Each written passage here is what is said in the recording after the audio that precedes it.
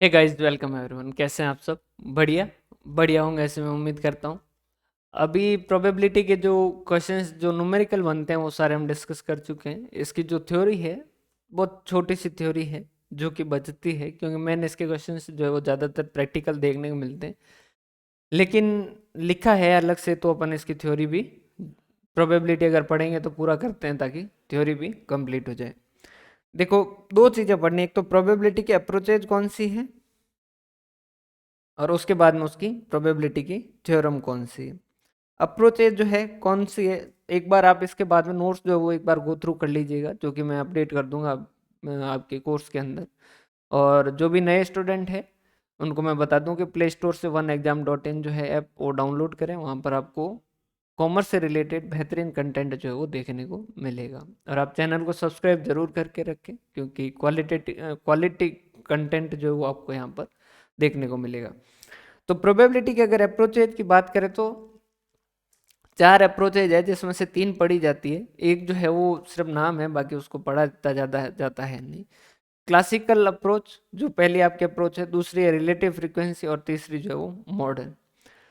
पहले कॉन्सेप्ट समझिएगा। क्लासिकल जो है ये जो हम नॉर्मली जो ओल्डेस्ट और जो सबसे पुरानी जो अप्रोच है वो हमारी यही है, क्लासिकल अप्रोच। जिसके अंदर हम क्या करते हैं, इस क्लासिकल अप्रोच के अंदर जो भी number of favourable event divided by total number of event जो है ये करते हैं। इसके अंदर कुछ इसकी एजम्पशन है कि भाई जो भी इवेंट है उनके आउटकम जो है उनकी प्रोबेबिलिटी जो है वो इक्वली लाइकली है, मतलब कि बराबर है। नंबर ऑफ एक्सपेरिमेंट जो है वो फाइनाइट है, मतलब कि आउटकम जो है वो भी फिर फाइनाइट हो जाएंगे। और इसके हिसाब से ये चलती है। फिर इसकी अगर तकलीफ देखें तो लिमिटेशन ये होगी कि भाई ये इक्वली लाइकली मानता है, तो ऐसा है नहीं कि भाई हर जगह जो है वो प्रोबेबिलिटी इक्वली लाइकली हो, बराबर ही हो। जैसे कि टॉस के अंदर तो हेड और टेल अगर आप कुछ भी मांगोगे तो 1/2 है। लेकिन एग्जाम क्लियर करना है जैसे, तो एक स्टूडेंट जो पढ़ा लिखा उसके एग्जाम क्लियर करने के चांसेस ज़्यादा है, और जो कम पढ़ा है तो उसके इसके अंदर उसके एग्जाम पास करने के चांसेस जो कम है। तो वहाँ पर इक्वली लाइकली वाले पे लोगों ने अपोज किया।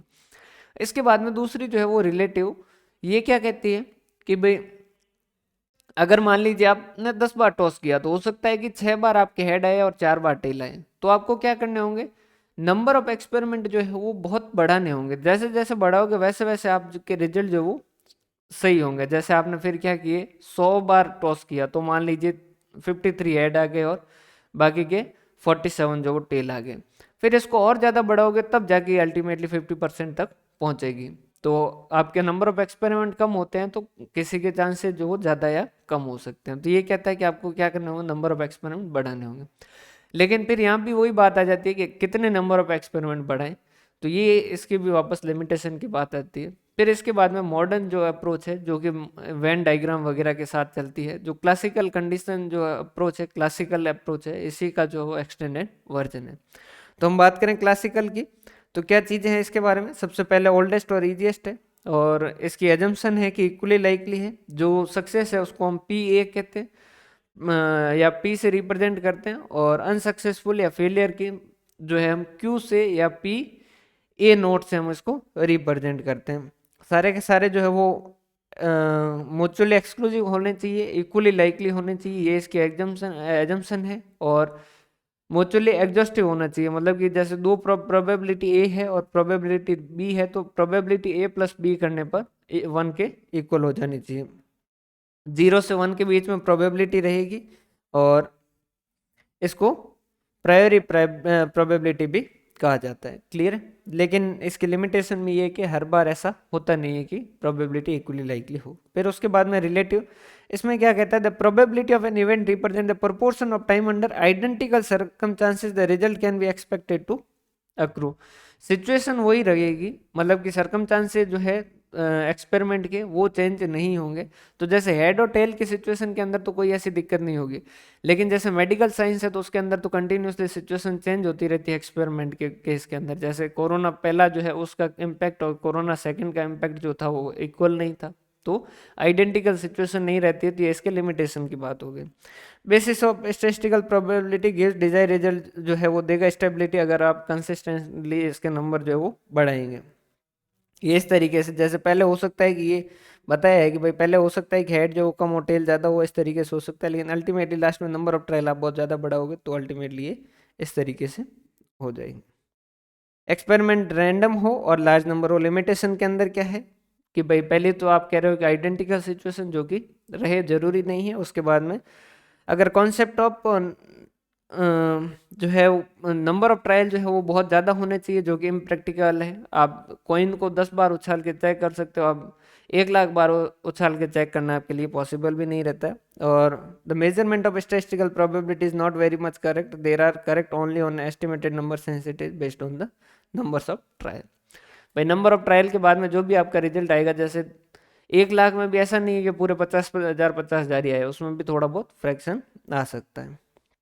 मॉडर्न अप्रोच जो है ये क्या कहता है कि भाई ये जो सैंपल है इसके अंदर मान लीजिए ये डॉट है, जिसमें से आपको इनके इन डॉट की जो है वो आपको प्रोबेबिलिटी कैलकुलेट करनी है। तो आप क्या करोगे, जैसे इस डॉट की निकालनी है तो ये नंबर ऑफ डॉट कितने हैं डिवाइडेड बाय टोटल डॉट्स कितने, जो वेन डायग्राम वगैरह की मदद से करते हैं आपका ये वाला पूरा का पूरा सिचुएशन है। Formula is based upon the concept of classical approach, ये क्लासिकल अप्रोच के ऊपर ही है।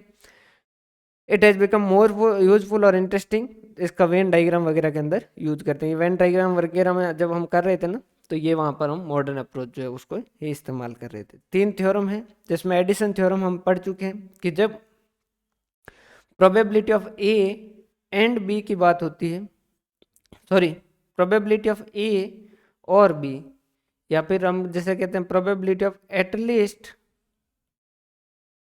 ए और बी, कि या तो ए हो या बी हो, अगर ये पता करना है तो हम क्या कहते हैं probability A plus probability B, इस तरीके से करते हैं। तो ये हमारी एडिशन थ्योरी है। और जब हम एंड वाली सिचुएशन में आते हैं तो हम मल्टीप्लाई करते हैं, तो probability of A and B अगर कैलकुलेट करना है तो हम कैसे कैलकुलेट करते हैं, जैसे हम probability of A intersection B जिसे कहते हैं, तो हम क्या कहते हैं probability of A multiply by probability of B. Clear है। उसके बाद में ये बर्नौली थ्योरम ने जो है ये एक फॉर्मूला दिया था, याद रखो तो रखो, बाकी इतना ज़्यादा इंपॉर्टेंट है नहीं, कि अगर जैसे इस फॉर्मूले से वो क्या कह रहा है कि आप प्रोबेबिलिटी जो वो पता कर सकते हो। उसके बाद में बायस थ्योरम या इनवर्स प्रोबेबिलिटी, इसमें कहता है कि देखो बाकी जगह क्या होते हैं रिजल्ट आप कैलकुलेट करते हो, यहाँ रिजल्ट जो वो क्या होता है पता होता है, इस वजह से इसको प्रायरी या प्रायर प्रोबेबिलिटी भी कहा जाता है। Such probability done without considering the information about sample, sample कितना उसको पता किए बिना भी जो है किया जा सकता है, ये इसके और नाम है।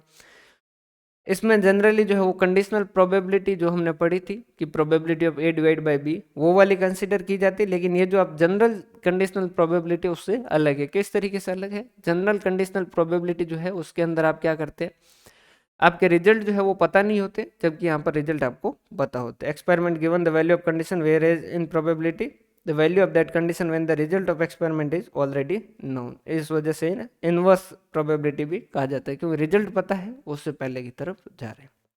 क्लियर है। तो ये इसके साथ आपकी प्रोबेबिलिटी चैप्टर जो है वो कंप्लीट होता है। आज इतना सही पोर्शन बचा था तो ये हमने डिस्कस कर लिया। अच्छे से इसके क्वेश्चंस प्रैक्टिस कीजिएगा और चैनल को सब्सक्राइब करना ना भूलें, अपने साथियों के साथ ज़रूर ज़रूर शेयर करें, इससे हमें बहुत ज़्यादा मोटिवेशन मिलता है, ताकि हम जो है वो आपको और ज़्यादा अच्छा कंटेंट जो वो डिलीवर कर पाएँ। तो ये अगर हम हमारी जिम्मेदारी जो वो अच्छे तरीके से निभा रहे हैं, तो ये आपकी भी जिम्मेदारी है कि आप भी हमें सपोर्ट करें, ताकि आपको एक अच्छा वैल्यू ऐड करने वाला चैनल जो वो आपके पास अवेलेबल रहे, और एक ऐसा इंस्टीट्यूट आपके साथ हमेशा खड़ा रहे जो कि आपको बेहतर जो कंटेंट आपको अवेलेबल करवाता रहे। क्लियर है। बहुत बहुत धन्यवाद। हंसते रहें, मुस्कुराते रहें, पढ़ते रहें और साथियों के साथ ज़रूर ज़रूर शेयर करें।